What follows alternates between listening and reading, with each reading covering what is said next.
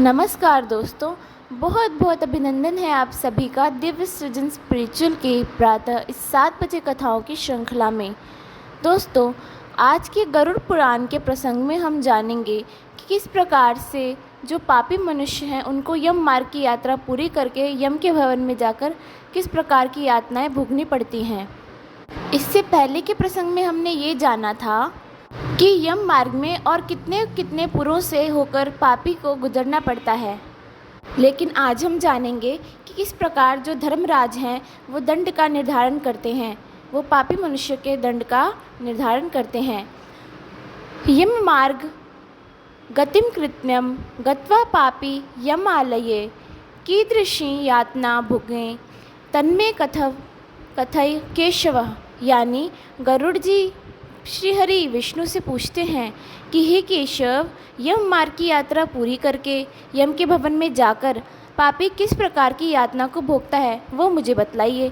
श्री भगवान बोलते हैं, हे विंता के पुत्र गरुड़, मैं नरक यातना को आदि से अंत तक कहूँगा तो सुनो। मेरे द्वारा नरक का वर्णन किए जाने पर उसे सुनने मात्र से ही तुम काँप उठोगे। हे कश्यप नंदन, बहुभीतिपुर के आगे 44 योजन में फैला हुआ धर्मराज का विशाल पुर है। हाहाकार से परिपूर्ण उस पुर को देखकर पापी प्राणी क्रंदन करने लगता है, यानी रोने लगता है, बिलखने लगता है और कांपने लगता है। उसके क्रंदन को सुनकर यमपुर में विचरण करने वाले यम के गण प्रतिहार के पास जाकर, यानी द्वारपाल के पास जाकर उस पापी के विषय में बताते हैं। धर्मराज के द्वारा सर्वदा धर्मध्वज नामक प्रतिहार स्थित रहता है। वह द्वारपाल जाकर चित्रगुप्त से उस प्राणी के शुभ और अशुभ कर्म को बताता है। उसके बाद चित्रगुप्त भी उसके विषय में धर्मराज से निवेदन करते हैं, हे ताक्षर्य, जो नास्तिक और महापापी प्राणी हैं उन सभी के विषय में धर्मराज यथारूप से भली भांति जानते हैं, तो भी चित्रगुप्त से उन प्राणियों के पाप के विषय में पूछते हैं। और सर्वज्ञ चित्रगुप्त भी श्रवणों से पूछते हैं। श्रवण ब्रह्मा के बेटे हैं। वे स्वर्ग, पृथ्वी और पाताल में विचरण करने वाले और दूसरों से ही सुन एवं जान लेने वाले, उनके नेत्र सुदूर के दृश्य को भी देख लेने वाले हैं। किनके नेत्र देख लेने वाले हैं? श्रवण के, जो कि ब्रह्मा जी के पुत्र हैं। श्रवणी नाम की उनकी पृथक पृथक पत्नियां भी उसी प्रकार के स्वरूप वाली हैं, यानी श्रवणों के समान ही हैं। वह स्त्रियों की सभी प्रकार की चेष्टाओं को तत्व जानती हैं, यानी तत्व से जानती हैं, छोटे से छोटे सूक्ष्म रूप से भी जानती हैं। मनुष्य छुपकर अथवा प्रत्यक्ष रूप से जो कुछ करता और कहता है वह सब श्रवण और श्रवणियाँ चित्रगुप्त से बताते हैं, यानी चित्रगुप्त से भी श्रवण और श्रवणियाँ पहले उनको जाकर ये सब चीज़ें बताते हैं। जो मनुष्य के कर्म होते हैं उनका लेखा जोखा चित्रगुप्त से श्रवण और श्रवणियाँ देते हैं। वह श्रवण और श्रवणियाँ धर्मराज के गुप्तचर हैं, जो मनुष्य के मानसिक, वाचिक और कायिक सभी प्रकार के शुभ और अशुभ कर्मों को ठीक ठीक जानते हैं। मनुष्य और देवताओं के अधिकारी वे श्रवण और श्रवणियाँ सत्यवादी हैं। उनके पास ऐसी शक्ति है जिसके बल पर वे मनुष्यकृत कर्मों को बतलाते हैं। व्रत, दान और सत्य वचन से जो मनुष्यों ने प्रसन्न करता है उसके प्रति वे सौम्य और स्वर्ग और मोक्ष प्रदान करने वाले हो जाते हैं। वह सत्यवादी श्रवण पापियों के पाप कर्मों को जानकर धर्मराज के सम्मुख यथावत कह देने के कारण पापियों के लिए दुखदायी हो जाते हैं। सूर्य, चंद्रमा, वायु, अग्नि, आकाश, भूमि, जल, हृदय, यम, दिन रात, दोनों संध्याएं और धर्म ये मनुष्य के वृतांत को जानते हैं, यानी ये सब उनके साक्षी रूप हैं। धर्मराज, चित्रगुप्त, श्रवण और सूर्य आदि मनुष्य के शरीर में स्थित सभी पाप और पुण्य को पूर्णतः देखते हैं, साक्षी रूप से देखते हैं। इस प्रकार पापियों के पाप के विषय में सुनिश्चित जानकारी प्राप्त करके यम उन्हें बुलाकर अपना अत्यंत भयंकर रूप दिखाते हैं। पापिष्ठास्ते प्रपश्यन्ति यम रूपम भयंकरम दंडहस्तम महाकायम महिषोपरिस्थितम प्रलयाम्बुध निर्घोष कंजला चल संविदम विद्युत प्रभा युधैर्भम द्वांतशिशुद्ध जस्युन्ततम योजनत्रय विस्तारम पापितुल्य विलोचनम दृष्टा कर्वलंदन वंदनम रक्षाक्षम दीर्घनासिकम। यानी वे पापी यम के ऐसे भयंकर रूप को देखते हैं जो हाथ में दंड लिए हुए हैं, हाथ में डंडा लेकर आए हुए हैं, बहुत ही बड़ी काया वाले, भैंसे के ऊपर संस्थित यानी सवार, प्रलयकालीन मेघ के समान आवाज़ वाले, काजल के पर्वत के समान बिजली के प्रभाव वाले, आयुधों के कारण भयंकर यानी धुएं के कारण एकदम भयंकर, 32 भुजाओं वाले, 3 योजन के लंबे चौड़े विस्तार वाले, बावली के समान गोल नेत्र वाले, बावली कुएं के समान गोल नेत्र वाले, बड़ी बड़ी दाढ़ों के कारण भयंकर मुख वाले, लाल लाल आँखों वाले और लंबी नाक वाले हैं। मृत्यु और ज्वर आदि से संयुक्त होने के कारण चित्रगुप्त भी भयावह है। यम के समान भयानक सभी दूत उनके समीप पापियों को डराने के लिए गरजते रहते हैं। उन चित्रगुप्त को देखकर भयभीत होकर पापी हाहाकार करने लगता है। दान न करने वाला वह पापात्मा कांपता है और बार बार विलाप करता है। तब चित्रगुप्त यम की आज्ञा से क्रंदन करते हुए और अपने पाप कर्मों के विषय में सोचते हुए उन सभी प्राणियों से कहते हैं, अरे पापियों, दुराचारियों, अहंकार से दूषितों, तुम अविवेकियों ने क्यों पाप कमाया है? काम से, क्रोध से तथा पापियों की संगति से जो पाप तुमने किया है वह दुख देने वाला है। फिर हे मूर्ख जनों, तुमने वह पाप कर्म क्यों किया? पूर्व जन्म में तुम लोगों ने जिस प्रकार अत्यंत हर्षपूर्वक पाप कर्मों को किया है, उसी प्रकार यातना भी भोगनी चाहिए। इस समय यातना भोगने से क्यों परांग मुख हो रहे हो, यानी मुख क्यों मोड़ रहे हो? तुम लोगों ने जो बहुत से पाप किए हैं वे पाप ही तुम्हारे दुख के कारण हैं। इसमें हम लोग कारण नहीं हैं। मूर्ख हो या पंडित, दरिद्र हो या धनवान, और संबल हो या निर्बल, यमराज सभी से समान व्यवहार करने वाले कहे गए हैं। चित्रगुप्त के इस प्रकार के वचनों को सुनकर वे पापी अपने कर्मों के विषय में सोचते हुए निश्चेष्ट होकर चुपचाप बैठ जाते हैं।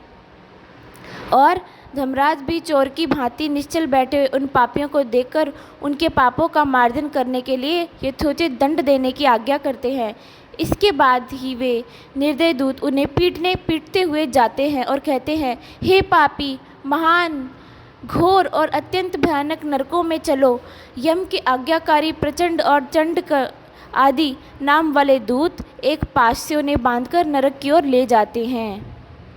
वहाँ जलती हुई अग्नि के समान प्रभाव वाला एक विशाल वृक्ष है, एक पेड़ है जो 5 योजनों में फैला हुआ है और 1 योजन ऊंचा भी है। उस वृक्ष के नीचे मुख करके उसे साँकलों से बांधकर वे दूत पीटते हैं। वहाँ जलते हुए वे रोते हैं, उनका कोई रक्षक नहीं होता। उस शालमली वृक्ष में भूख और प्यास से पीड़ित तथा यमदूतों द्वारा पीटे जाते हुए अनेक पापी लटकते रहते हैं। वे आश्रय विहीन पापी अंजलि बांधकर, हे यमदूतों, मेरे अपराधों को क्षमा कर दो, ऐसा उन दूतों से निवेदन करते हैं। बार बार लोहे की लाठियों, मुदगरों, भालों, बर्छियों, गदाओं और मूसलों से उन दूतों के द्वारा वे अत्यधिक मारे जाते हैं। मारने से वे चेष्टा रहित और मूर्छित हो जाते हैं, बेहोश हो जाते हैं। उनके अंदर उनको कुछ ज्ञान नहीं रहता, कुछ ध्यान नहीं रहता।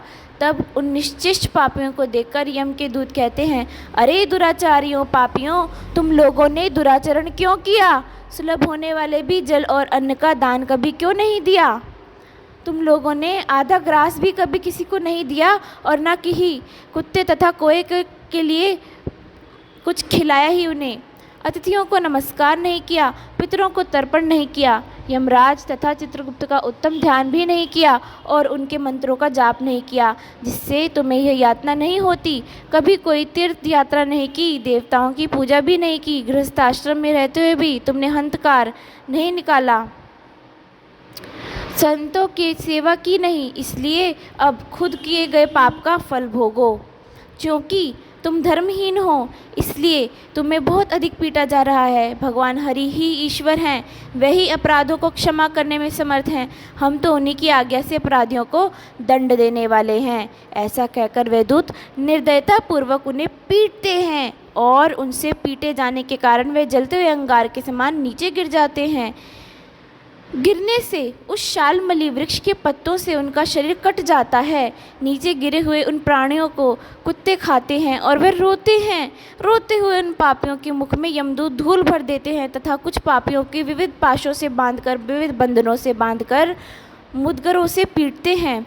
यानी भाले, करछे, मुदगर, हर प्रकार की जितनी भी वस्तुएं हैं उनसे, शस्त्रों से पीटते हैं, कुछ पापी ओरे से काष्ठ की भांति 2 टुकड़ों में किए जाते हैं और कुछ भूमि पर गिराकर कुल्हाड़ी से खंड खंड किए जाते हैं।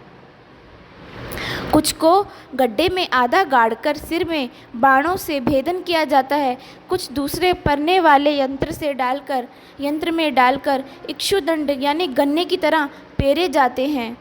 कुछ को चारों ओर से जलते हुए अंगारों से युक्त उन्मुख जलती हुई लकड़ी यानी से ढक करके लोह पिंड की भांति धकधकाया जाता है। कुछ को घी के खोलते हुए कड़ाहे में, कुछ को तेल के कड़ाहे में चले जाते हैं और बड़े की भांति इधर उधर चलाया जाता है। किन्हीं को तो मतवाले गजेंद्रों के सम्मुख रास्ते में फेंक दिया जाता है।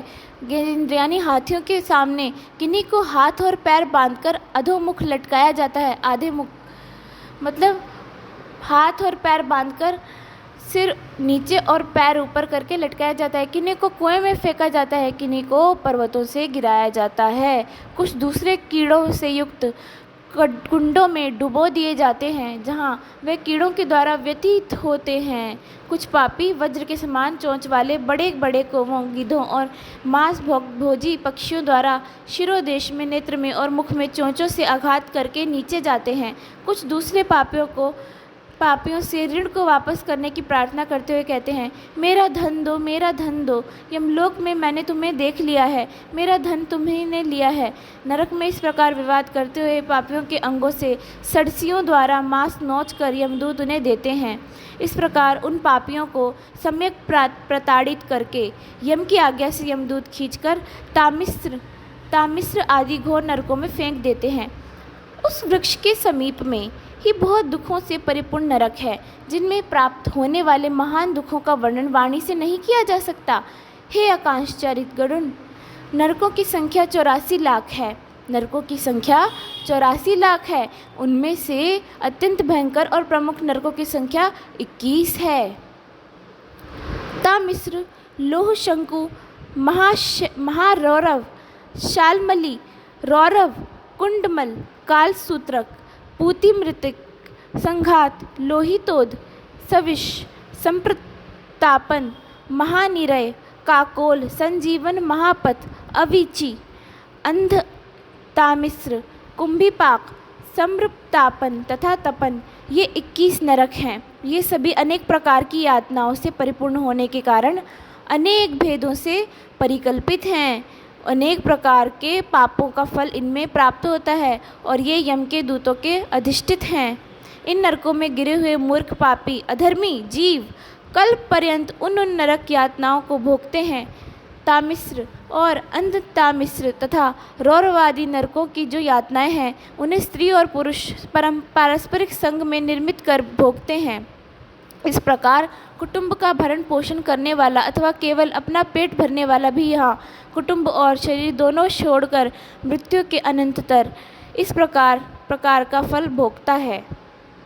एक प्रपद्यते ध्वांतम हित्वेदम स्वकलवेरम कुशले तरपथोय भूतद्रोहेण यत्प्रतम दैवन्यासादितं तस्य शमले निर्ये पुमान भुंगे कुटुंब पोष्यस्य हितद्रव्य इवातुरः, यानी प्राणियों के साथ द्रोह करके भरण पोषण किए गए अपने स्थूल शरीर को यहीं छोड़कर पाप कर्म रूपी पाथेय के साथ पापी अकेला ही अंधकारपूर्ण नरक में जाता है, जिसका द्रव्य चोरी चला गया है। ऐसे व्यक्ति की भांति पापी पुरुष दैव से यानी अपनी किस्मत से प्राप्त अधर्म पूर्वक कुटुंब पोषण के फल को नरक में आतुर होकर भोगता है। केवल अधर्म से कुटुंब के भरण पोषण के लिए प्रयत्नशील व्यक्ति अंधकार की पराकाष्ठा अंधतामिस्र नामक नरक में जाता है। मनुष्यलोक के नीचे नरकों की जितनी यातनाएं हैं, क्रमशः उनका भोगते हुए वह पापी शुद्ध होकर दोबारा इस मृत्यु लोक में जन्म पाता है, यानी पृथ्वी पर जन्म पाता है। तो मित्रों, यह तो था आज का प्रसंग। इसके आगे आने वाले प्रसंग में हम जानेंगे कि किन किन पापों द्वारा जो प्राणी हैं वो यमलोक के महामार्ग में जाते हैं और किन किन पापों से वो वैतरणी में गिरते हैं। तब तक के लिए आप सभी को बहुत बहुत धन्यवाद।